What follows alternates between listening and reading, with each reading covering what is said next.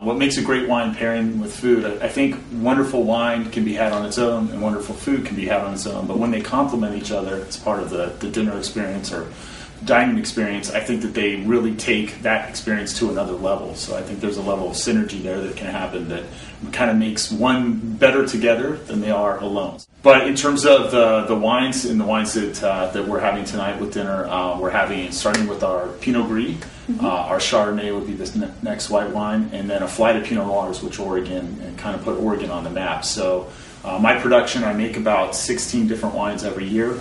The bulk of those are Pinot Noirs, so we do 10 Pinot Noirs every year. Very, very different, a few different blends of Pinot, and then a number of single vineyard designate wines.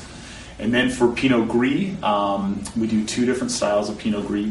One that we actually helped to pioneer in the United States. We were the first winery to do a barrel fermented Pinot Gris back in 1987. So we kind of helped pioneer that varietal and that style of Pinot Gris, and then our Chardonnay, of course, which is America's favorite white wine. We make a fair bit of Chardonnay. About 15% of our production is Chardonnay, but it's a wonderful style, and it's the first time actually it's in Florida that we've poured it.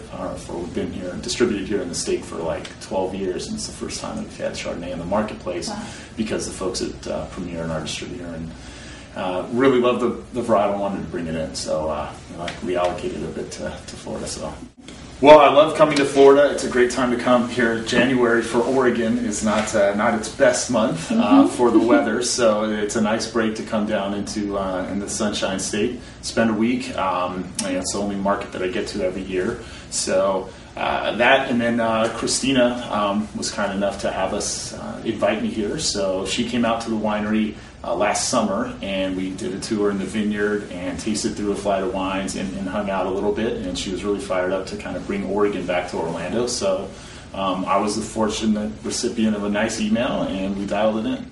Well, I don't know if those experiences put it over the top for me to join, but certainly the farming aspect is one that I really enjoy. Agriculture and viticulture, which is wine grapes, it's a wonderful endeavor to get out there on the farm and to see something through for an entire season and then pick it at harvest is just really rewarding.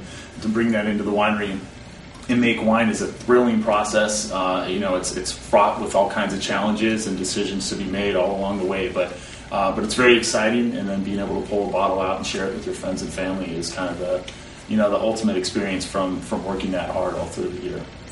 Yeah, I don't know if we make the best Pinot Noir. We're really blessed in Oregon to have a lot of wonderful producers and farms there that do a tremendous job with quality and being able to express the varietal from where it's grown.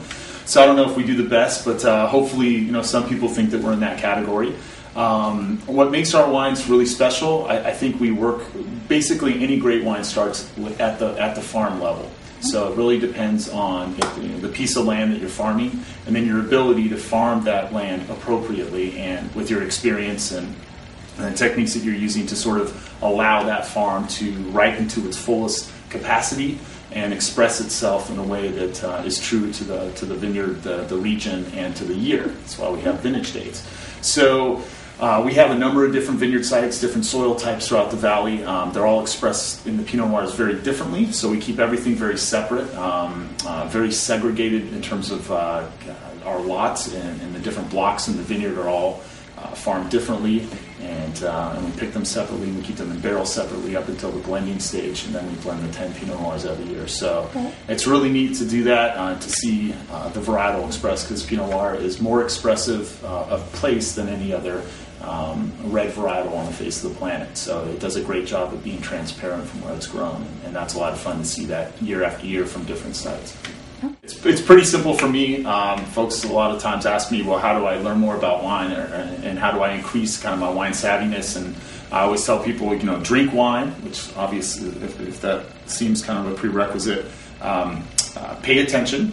That's always key. And then enjoy yourself. Have a good time with wine. Wine should be fun, and I think its highest purpose is bringing people together around food and friends and family. So if you follow that rule, it should be pretty easy. Well, we're very much committed to the environment. I mean, we live on the property, so all of our 60 acres there, we make it our home. So doing anything less than the responsible thing, I think, is sort of suicide to some degree.